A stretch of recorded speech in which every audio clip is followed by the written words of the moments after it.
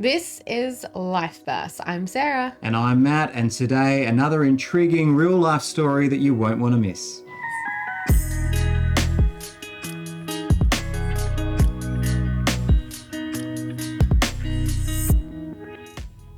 Joining us in the studio today, we have another guest who I'm not even going to begin to try and pronounce your name because I tried before and I didn't do it really well. So I'm not going to embarrass myself again by doing it. Shall I give it a go? Yeah, you give it a go. Welcome, Farhang. Is that Very correct? good, very Excellent. Well, so good to have you in the studio and to hear your story today. Looking forward to it. So take us back. Where did life start out for you?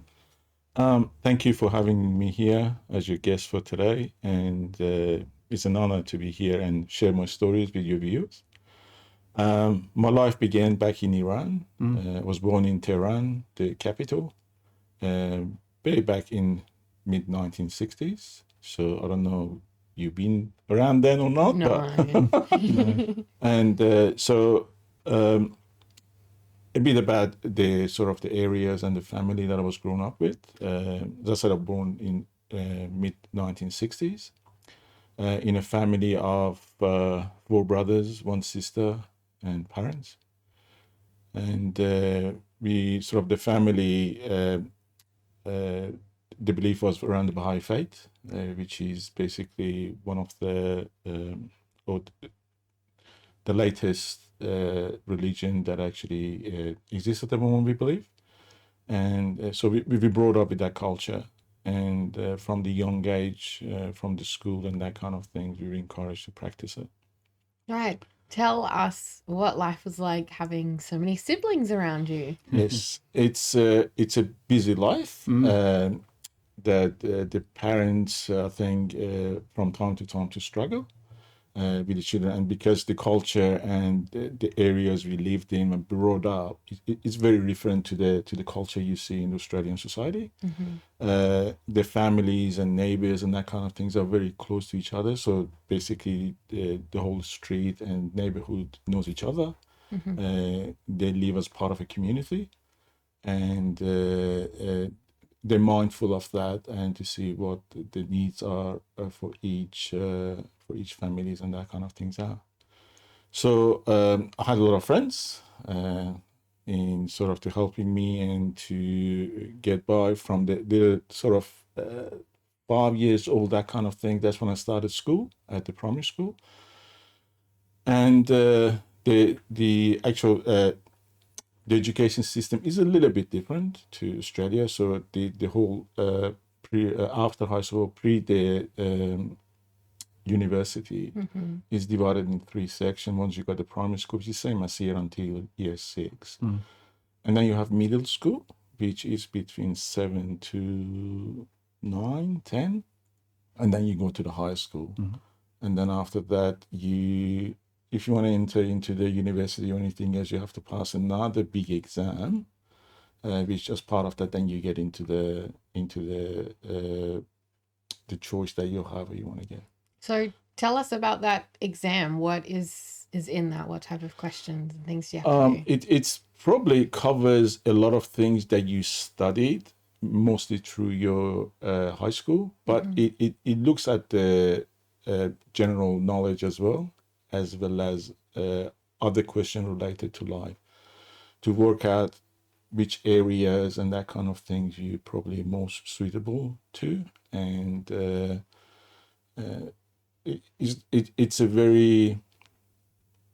it's a kind of a difficult exam in such a way that you need to have a vast sort of amount of knowledge and understanding to be able to do that.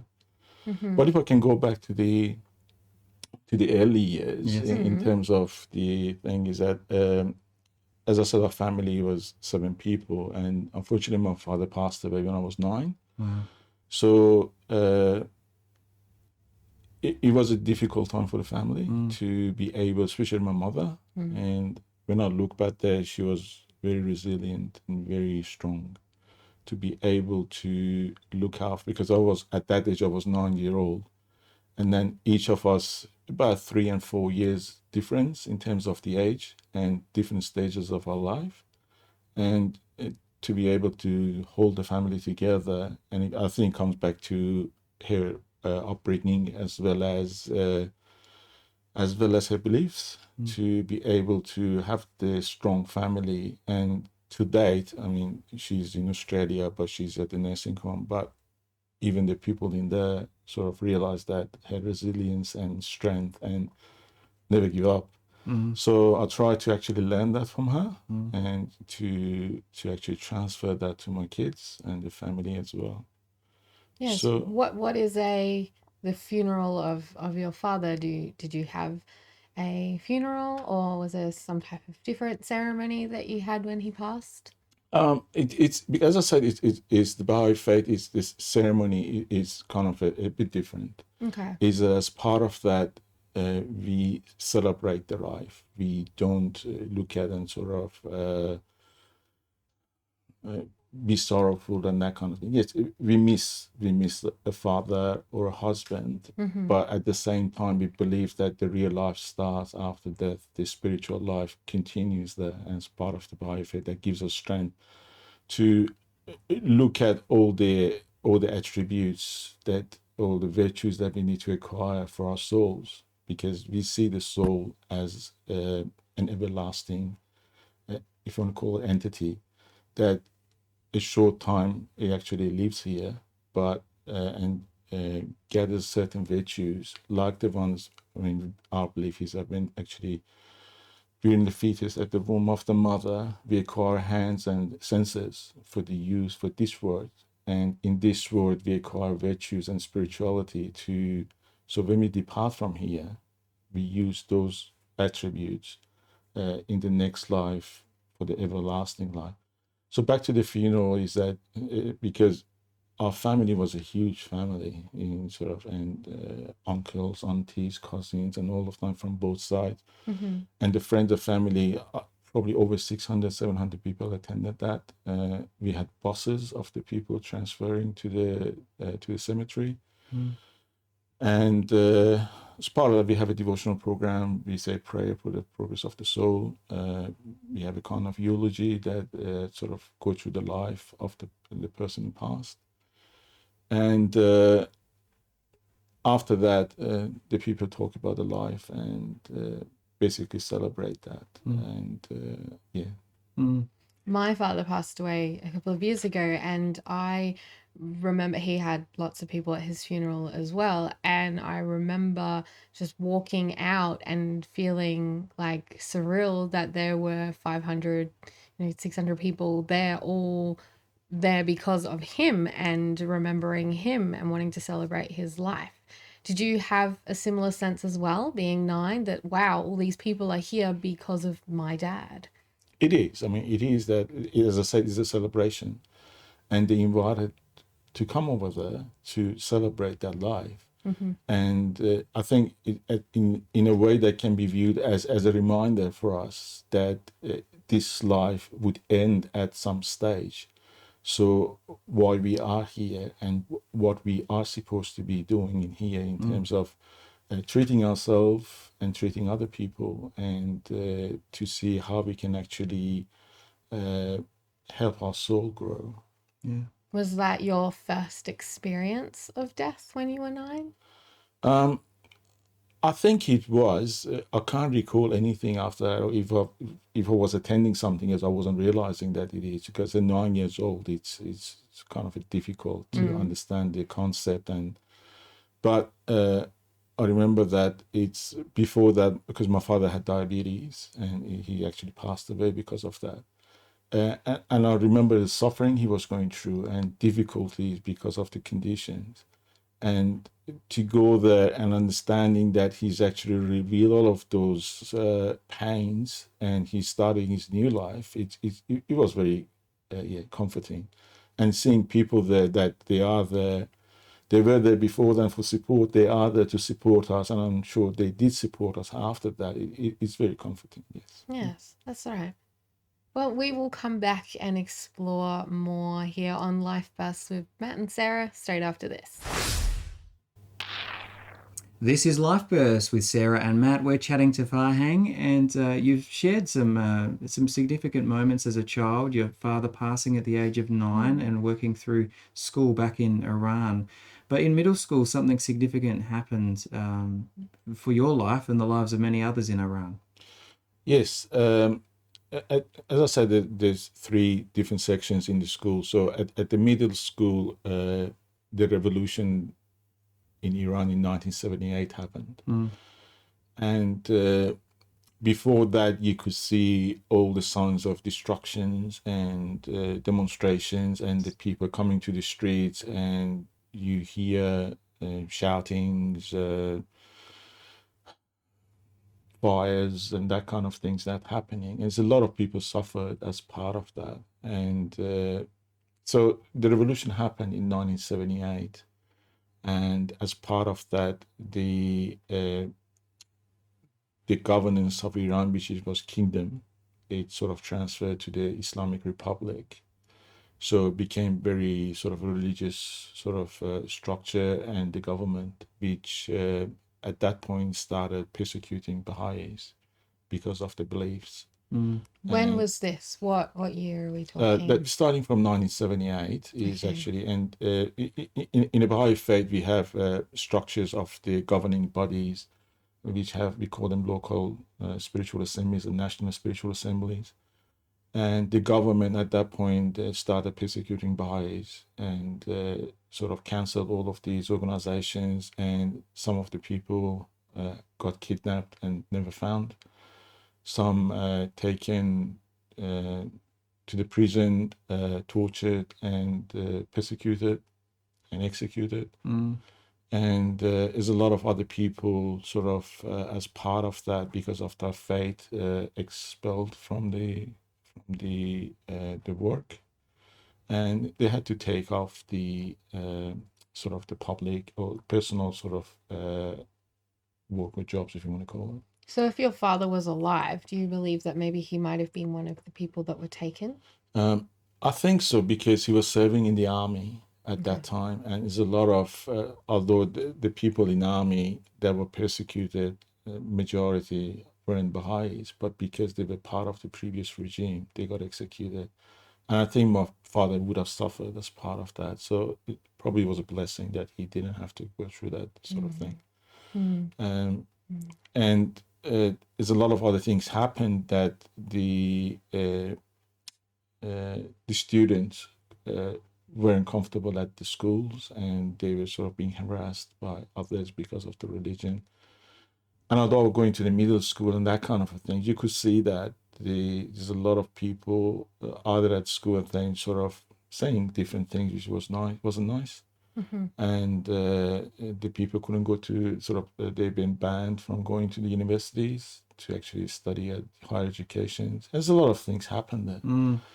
And it was a difficult time. So at that stage, a little bit later, when I finished my high school, had a chat with the family and that kind of things, and we decided to leave Iran.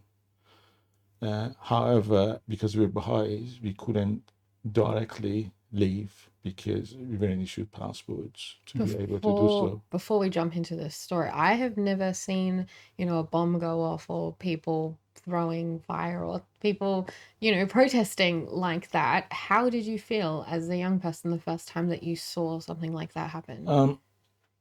At that time, my family were trying to actually protect us from that. And it's sort of, and we were sort of mindful as well, not to get involved in that kind of things. Okay. And if we go, during that revolution time, the schools were closed. So we had to stay home, and sort of when those sort of things happen, we stay home and don't get involved in that kind of thing. But you could see that what was happening there, and the suffering that a lot of people went through, right or wrong. But I think something that shouldn't have happened, but happened in terms of the people suffering and that kind of things. And the people can see that now. It's with the way it is, and how when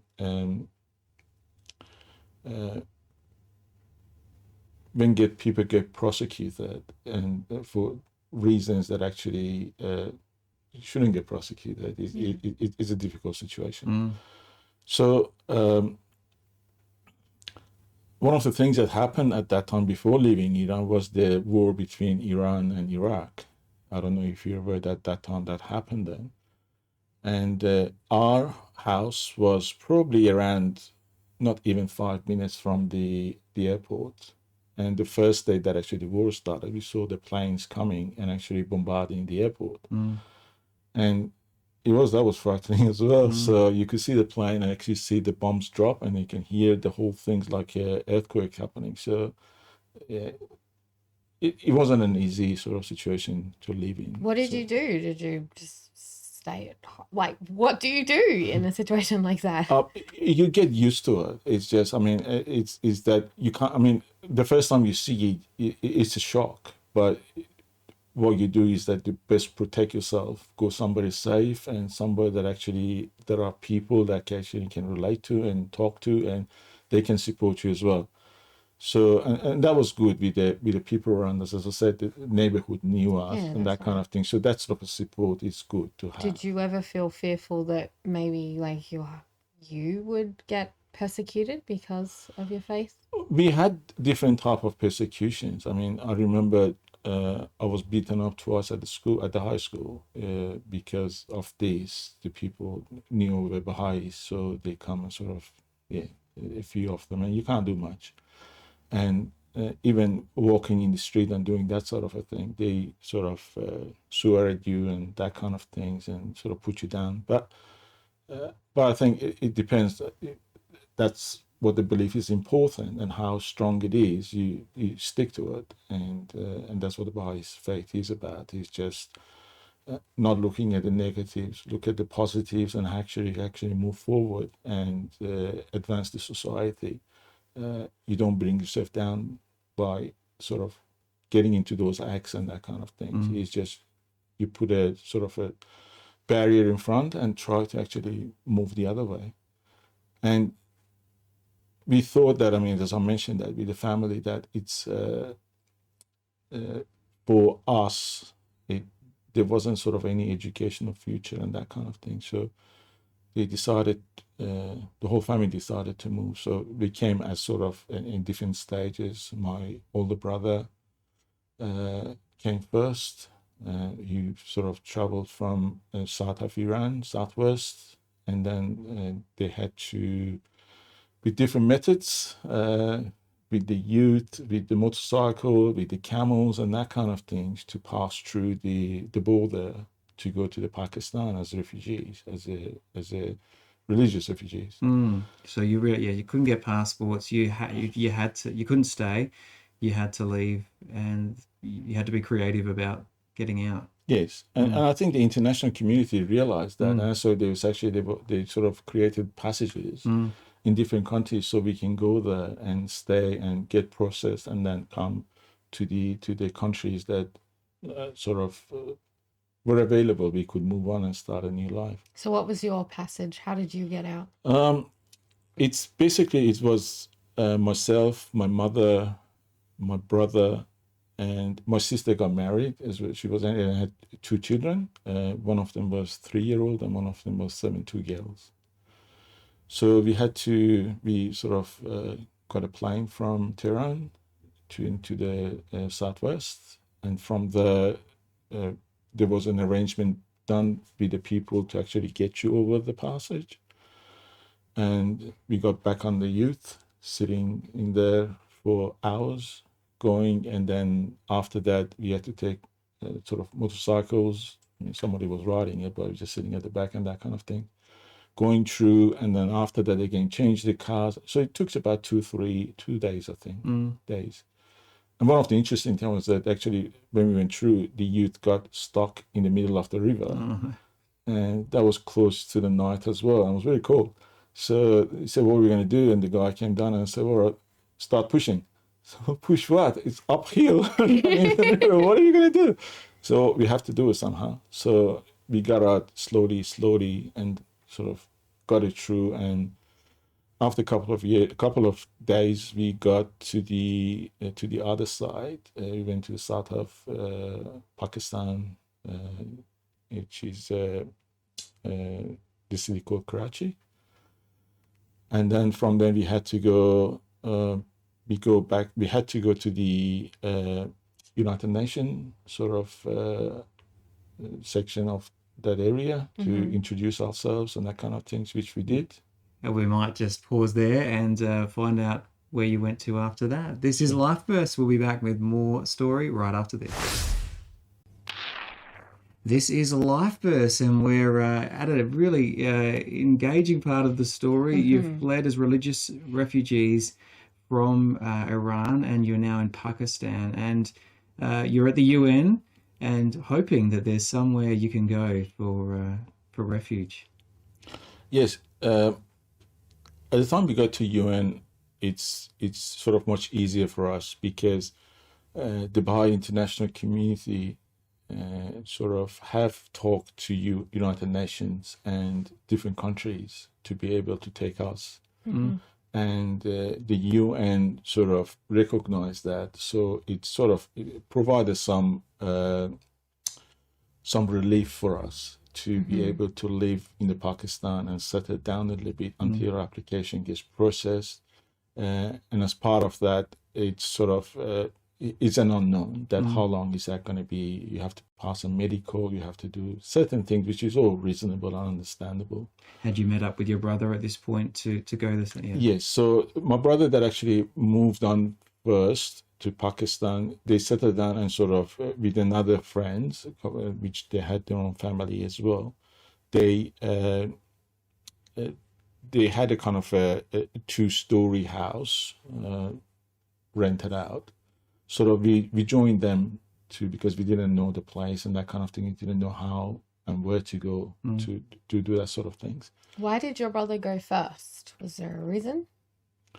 My brother was one of those people that was very active in the Baha'i faith, and he was one of the members of the assembly of one of the provinces of Iran, Tabriz. And the government was after him to get him and prosecute him and that kind of thing. So he had a chat with the sort of the relevant people in the Baha'i faith to see what's the best way to go, and they advised him that okay, it's better for you to leave the country as soon as possible. So that's why he left first to do that, and he had 2 children as well, 2 young children, and so he left first. And while he was there, he told us about a bit of a thing that's happening there. So we went there, we joined him, and after a while, we got our own place. Basically, my mother, my brother, we joined a sort of a household that there were probably around 20 other Baha'is lived in there, and sort of each one of us had the room, and each room had his own facilities for things. But there was a kitchen downstairs that, and also the actual the landlord was living there as well, and she was a very nice lady and treated us very well. So during that time is that we said, okay, what are we going to do while we're waiting? So we started learning a bit of English to the best of our abilities, and we looked at it and said, well, we left Iran for our faith, and as part of that we said, how are we going to strengthen that a bit more? So there were classes and sort of study sessions and that kind of things that we sort of get involved, and we found a lot of new friends that actually the people, the Baha'is and sort of non-Baha'is, even the Muslims people, had to leave because of the belief systems and many other things. So we found a lot of different people, and I think it was a blessing to actually know them and to see where they come from and hear their stories as well, like the program that you have now. So that gives you always an insight that you can pick up the things that you think are good and do that. And how did you learn English? Did you have a book? Did you know someone? How did that work? I had a couple of books and we had a dictionary, but what I found out is that you don't learn the language until you actually practice it and you're not in that environment. You learn sort of little bits, a synopsis of it, that you can put together, hopefully, and hoping that actually you actually deliver the message that you're wishing to. And we found out when we came here, especially with the language and accent and that kind of things. And I think I still got the Persian accent, but it's not it wasn't easy to learn English then. So we tried our best to actually look at the keywords and a bit of a grammar and that kind of thing. And I remember that when we came here, it's maybe I'm jumping forward, but just to clear the thing is that we came here, the place they were longing for, we lost the key, and none of us knew really what to say, to say what has happened or what are we going to. And it was good that one of the guys, his English wasn't too bad. He said, "Well, just go see this person and say lost key," and then he said, "All right." Okay. Just went over there and said the person lost key, and the person said, "All right," came back and said, "Well, which door were you referring to?" And then he came and sort of. So it's you can see that we weren't actually that advanced in English language at that stage. Yes. Wow. You got a key, so it's okay. Yeah. I'm interested too about you spent some time learning more about your faith. What are the key things that set the Baha'i faith apart from others, or the key distinctives that have been important for you? Thanks for asking that, because it's important, and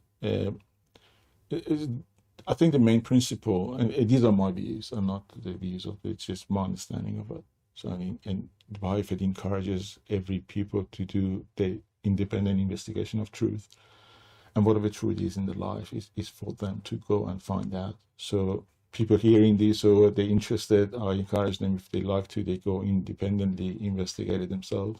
Don't take my word as gospel. So I think that the main belief of the Baha'i faith is basically on the unity of God, unity of religion, and unity of humanity.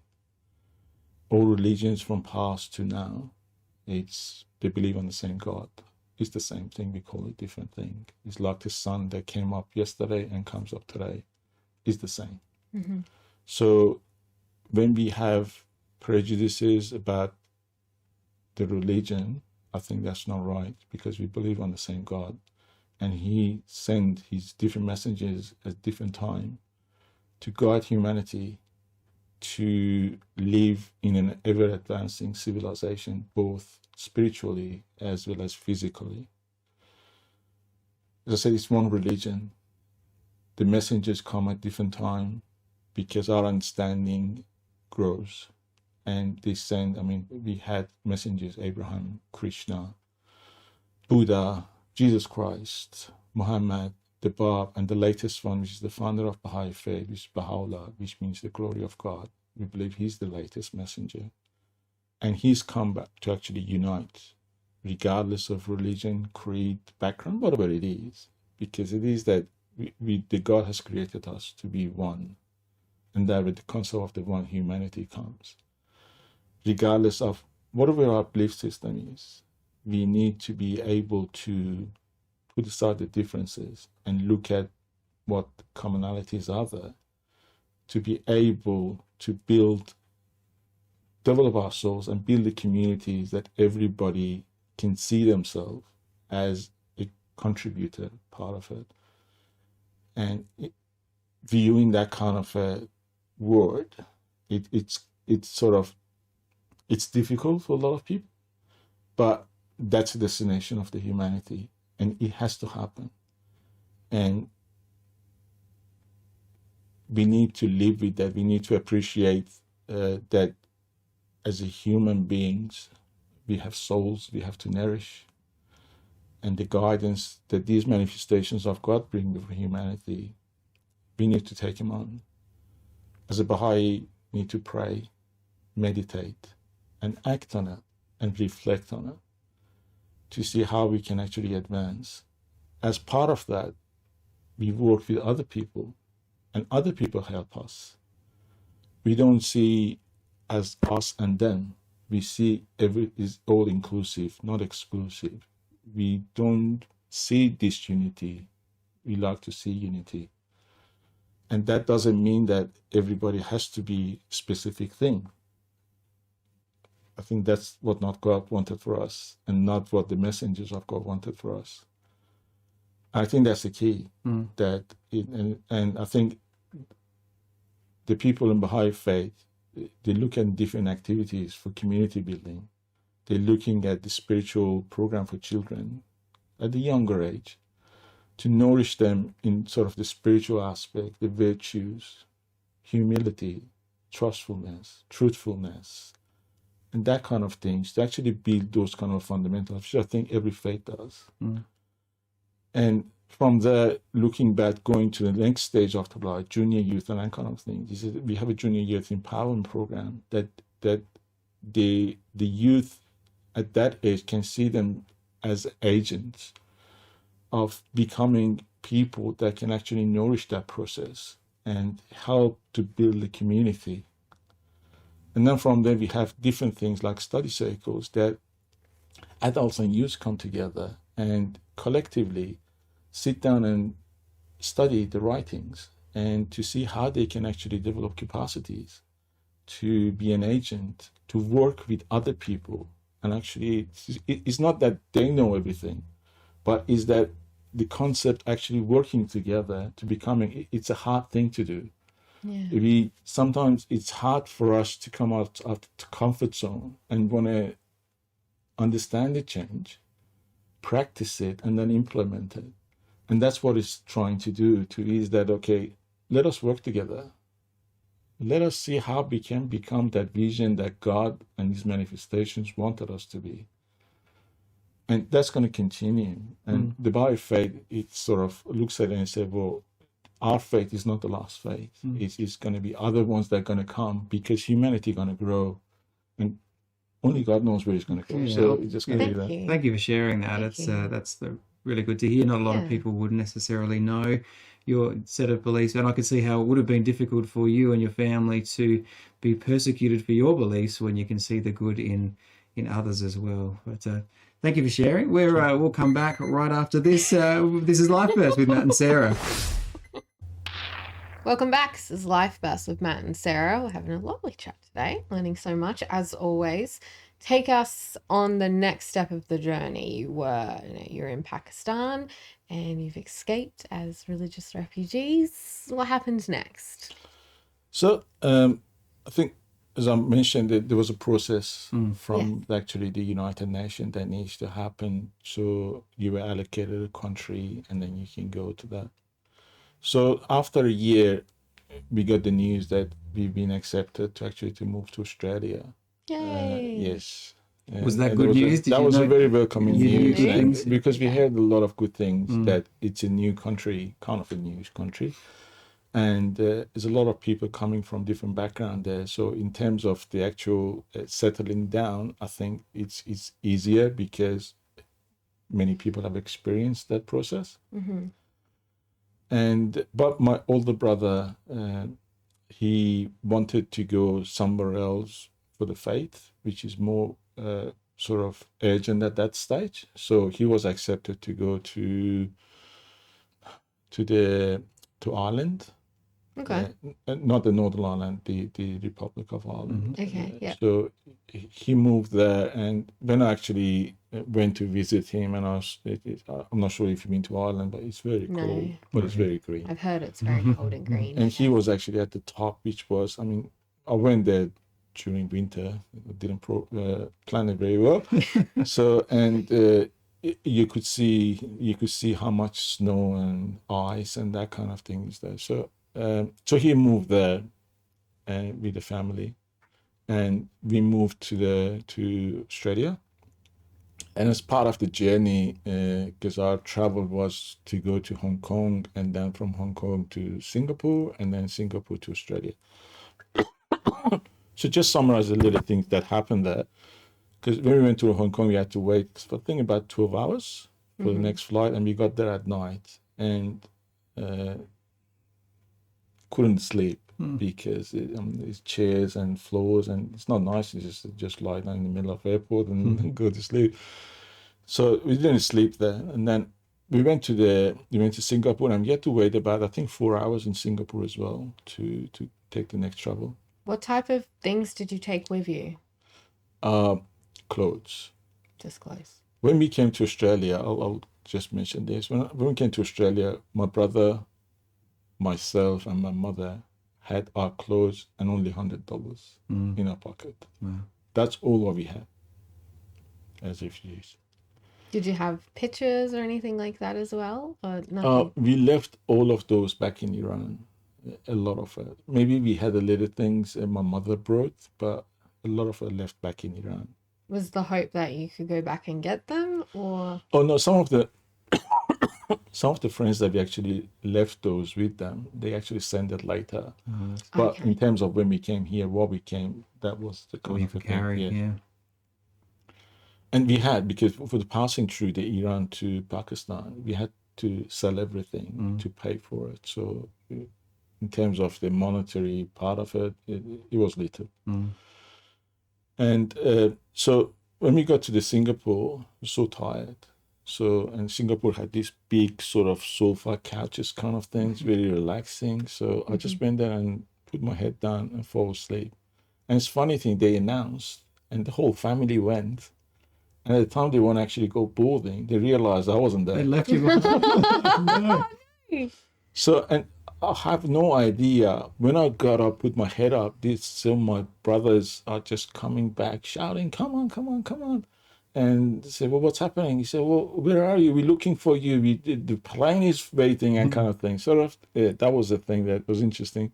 Yeah. So I got there and came to Australia and was welcomed with, from the government as well as the Baha'i community, and we were settled in one of the sort of the barracks was at the Grand Junction Road.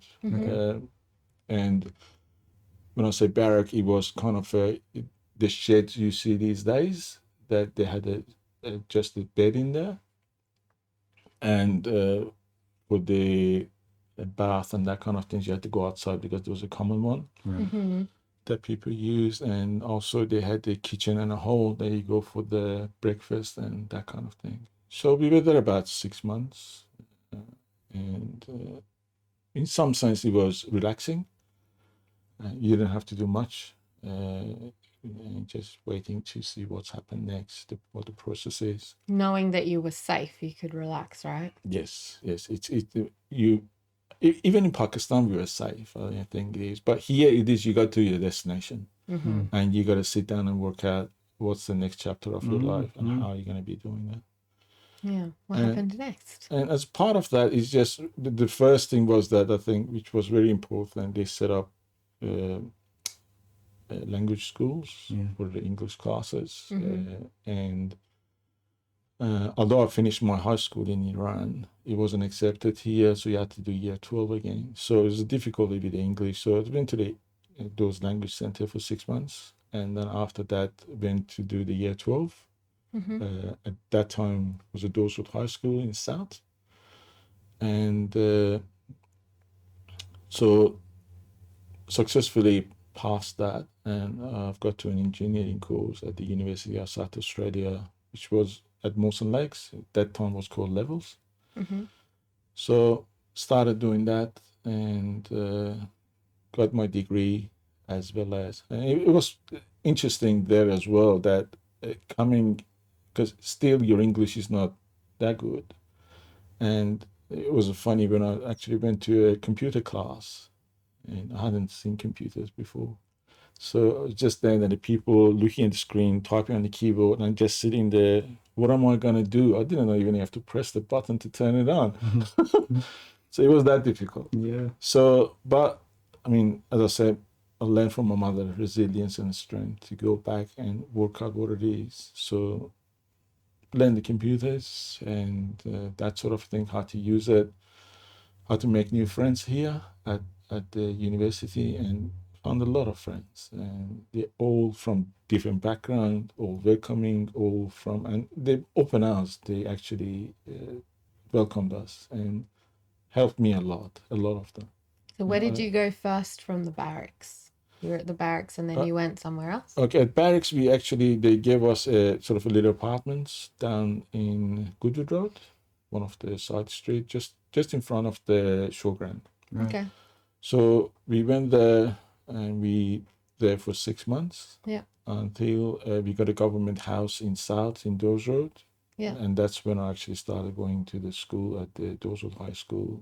And because, my brother started working in a factory here to support us. And I sort of going to the school as well as going to the calls, because at that time you didn't have those scanners and that kind of thing. You had to actually put the price on everything. So I used to work there at night, 3-4 hours. Fantastic. We will come back with more Life First with Matt and Sarah straight after this. Welcome back to Life First with Matt and Sarah. Now, a question that I ask all the time and a question that our viewers love is, how did you meet your wife? That's interesting. I'm sure it is. That's what I ask. Because I said that from Iran, and our weddings are very big most of the time. So we get a lot of people coming in from different places, uncle, aunties, cousins, friends, and that kind of thing. Because we invited to this, we have to invite them, that kind of thing. Yeah. So it's one of our friends was getting married here, and so we went there, and I saw my wife there, but I actually didn't talk to her. And what did you think of her when you saw her for the first time? It's getting recorded. Well, he remembers that something. No, I think when I saw her first, that probably it's going to be the person I can live with. So, and that's I think with every marriage, it's you don't know until really you live together properly to see how the ins and outs are and how you can actually work together. But first time I saw her, I liked her. So, and when talked to my sister, it sort of turned out that our family knew each other from back in Iran. So as part of that, I said, okay, let's go and meet them and sort of have an extended discussions and then see how we're going to go and that kind of thing. So she's from Melbourne, and the family, she's got a very sort of extended family in Melbourne and generally in Australia. So, and we knew the extended family as well back in Pakistan. So we went and met, sort of had a chat with her and that kind of things. And then we sort of met more and that kind of thing and said, well, yeah, let's get married. So the extended chat with the family was to see how you were and how she was, and if it is part of it. But the thing is that, as I said, the Baha'i faith looks at everything as inclusive, as uniting. So it's not just two people getting married together. It's actually the families come together and united, and that's how the unity gets established.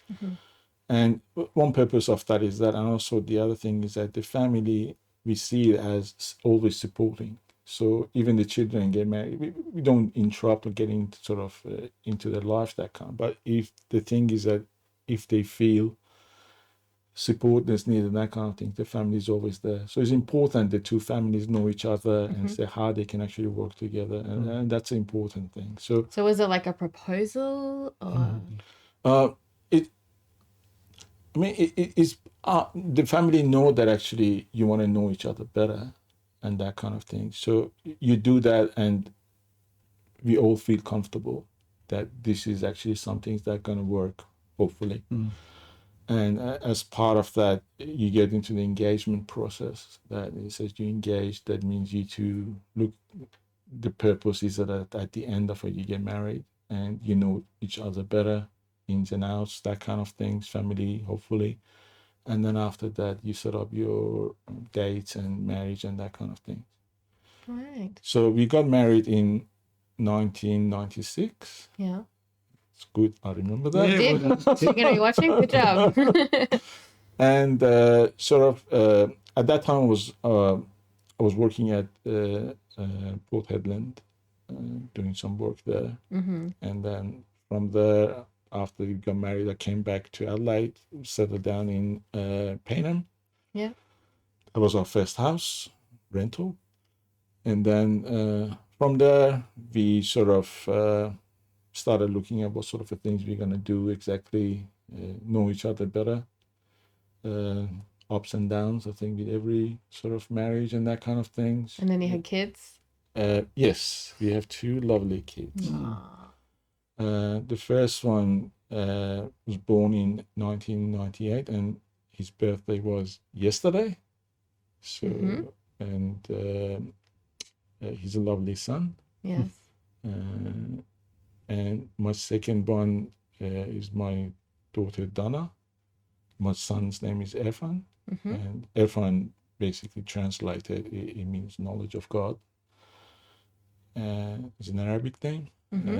Dana is English name, it's lady, and she's a lady. And yeah, so these 2 are the fruits, some of the fruits of this marriage, and I'm very proud of them. By the sounds of it, you are. Yeah. I think this is my view from the children. You want them to have the right character, and what they study and what's going to happen in the future is all based on the characters and what sort of a person they are and how they treat themselves and others. I think it's very important. And that's what I find in any work that you do. Because they can't build up your character. They can train you for other things. But if your characters are you're honest person, you dedicated, you're resilient, that kind of thing, that's what I think the people are looking for. And they can train you on different things. And if you've gone and studies, to me, the view of study teaches you how to learn. And you can learn things very quickly. And I think that's what should be important. You can see through your own story how your character's been built by your experiences and those around you as well. So thank you so much for sharing with us today. And I love how when you pass someone in the street, you just never know the depth of the story where they've been. And we've got an insight into your life and your faith today. So thank you so much for sharing that. In the final 1 minute of our show, if you had one piece of advice to share with our listeners, what would that be today? I think it comes from actually the my belief, and I think one thing probably we all can learn from this COVID is that we're not alone, and we should tackle everything, all the challenges, as a community and in a unified manner, and be good to each other, be truthful, honest, and try to build that unified vision that actually it's supposed the humanity should have. Thank you. Fantastic. Thank you for coming in on today's show and sharing the best of your life with us. It's been special. And you can catch up with us, Life Burst, wherever you get your podcasts from, and on Facebook and YouTube, and of course, community TV and radio. Don't miss another story next week, but thank you again so much for joining us. This has been Life Bursts. I'm Sarah. And I'm Matt. Life Bursts is hosted by Matthew Karat and Sarah Freeman, with production by Reese Jarrett and Kay Hoshro Ozadigan. For more episodes of Life Bursts, go to rawcut.com.au. This is a RawCut production.